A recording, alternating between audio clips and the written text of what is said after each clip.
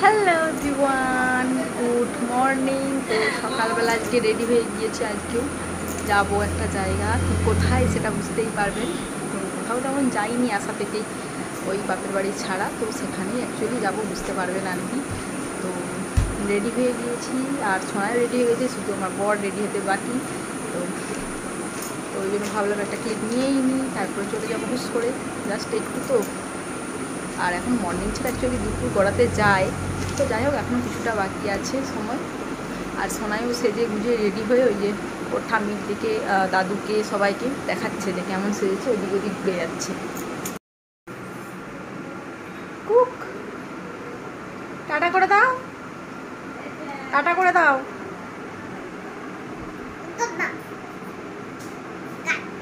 তুমি কোথায় যাবে মামা? চলে আসছি সোনাইয়ের মামা বাড়ি। তো এসেই সোনাই চলে গিয়েছে মামির কোলে। তো তবুও আজকেও একটু কান্নাকাটি করছিল, এখনও পর্যন্ত চিনতে পারেনি।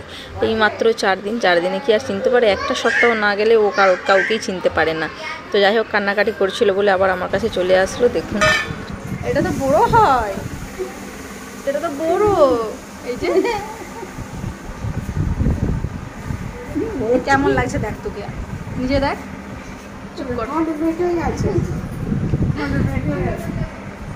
চুপ করো, কেউ নিবে না তোমাকে, কেউ নিবে না, চুপ করো।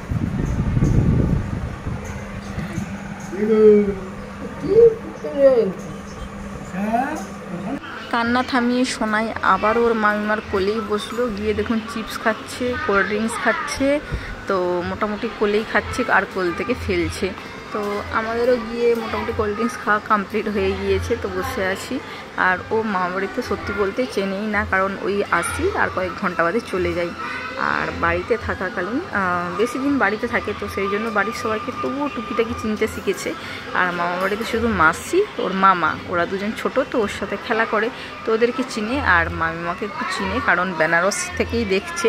তো মাঝে কয়েকদিন গ্যাপ হয়ে গিয়েছিল, তবু মোটামুটি চিনেছে। বাদ বাকি আর কাউকেই চেনে না, কারো কাছে যাবে না, শুধু কান্নাকাটি। তো প্রথম ওই জন্য আমার মনে হচ্ছিল আমি এসে কি ভুল করেছি, কারণ সবসময় সে আমাকেই জড়িয়ে থাকে, 5 মিনিটের জন্য আমার কাছ থেকে একটু সরে যায় না। তো লাঞ্চের টাইম হয়ে গিয়েছে, আমি এসেছিলাম একটু বেলা করে।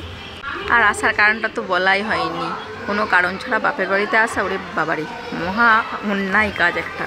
তো যাই হোক, একটা কারণ ছিল, তো সেই জন্যই আসছিলাম। তো ষষ্ঠীর জন্য আজকে আমাদের নিমন্ত্রণ ছিল আমার জেঠুর তরফ থেকে, তো সেই জন্য লাঞ্চে নিমন্ত্রণ ছিল, চলে আসছি। আমার বর আসছে, আমি আর সোনাই, আমরা 3 জনেই আসছি। তো এই যে আমরা লাঞ্চে বসে গিয়েছি, আর সোনাই আমাদের সাথেই বসে গিয়েছে, বাদ বাকি আরও সবাই, বাড়ির সবাই একসাথেই আমরা লাঞ্চে বসেছি। তো একসাথে এরকমভাবে খাওয়া প্রায় হয় না বললেই হয়, বাড়ি গেলেই শুধুমাত্র হয়। আর সোনাই তো আমাকে একটুও খেতে দিচ্ছে না ঠিক মতো, শুধু কোলেই বসে আছে, কোল থেকে একদম নামছে না, তো শুধু দুষ্টুমি আর দুষ্টুমি। যাই হোক, চলুন তাড়াতাড়ি লাঞ্চটা সেরে নিই। বিকেলের দিকে মানে খাওয়া দাওয়া সেরে একটু ঘুমিয়ে গিয়েছিলাম। তারপর ঘুম থেকে উঠে আমার বর তো একটু ঘুরতে বেরিয়ে গিয়েছে গাড়ি নিয়ে। আমি, সোনাই, বৌদি, ঠাকুমা, বোন সবাই মিলে চলে আসছে এই যে খামারের দিকটায়, এই সাইডটায় না হাওয়া দেয় বেশ সুন্দর। যেহেতু আর কি ওয়েদারটা তো ভালো আছে, অতটা গরম নেই। কাল থেকে ওয়েদারটা ভালো, কালকে সেই সন্ধ্যায় একবার বৃষ্টি হয়েছিল, তারপর থেকে দেখছি ওয়েদারটা ভালো। তো মোটামুটি ঠান্ডা ঠান্ডায় আছে, ঠান্ডা বলা যায় না, মানে গরম ভাবটা নেই। তো তবুও একটু চলে আসছি এদিকে একটু ঘুরতে, ওই সন্ধ্যে পর্যন্ত থাকবো, তারপর আবার বাড়ি ফিরবো। ওই যে ওইদিকে সোনাই বসে আছে, সবাই ওইদিকেই বসে আছে, ওই সাইডটায় মাঠের দিকটা পুরোটাই ফাঁকা। তো এই দিকটা মোটামুটি একটা ভালো জায়গা। আর একটা ভালো জায়গা আছে, সেই দেখিয়েছিলাম কালী মন্দির যেটা বলি, তো ওটাও খুব একটা ভালো জায়গা, কিন্তু ওটা একদম রোডের সাইডে, তো ওই দিকটা যাচ্ছি না। আর এদিকটা পুরো একদম নিরিবিলি, কেউ তেমন আসে না, তো সেই জন্য এদিকটাই আসছি।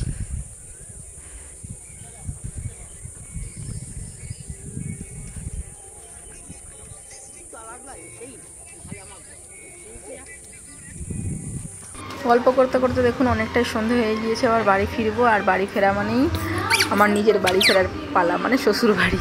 তো ওই জন্য আমার মনটা খারাপ। তো চলুন, আজকের ব্লগটা কেমন লাগলো অবশ্যই কমেন্টে জানাবেন, আর লাইক শেয়ার করতে ভুলবেন না। যারা নতুন, চ্যানেলটা অবশ্যই একটু সাবস্ক্রাইব করে দেবেন। আজকের জন্য টাটা, দেখা হচ্ছে নেক্সট ব্লগে। সবাই ভালো থাকবেন।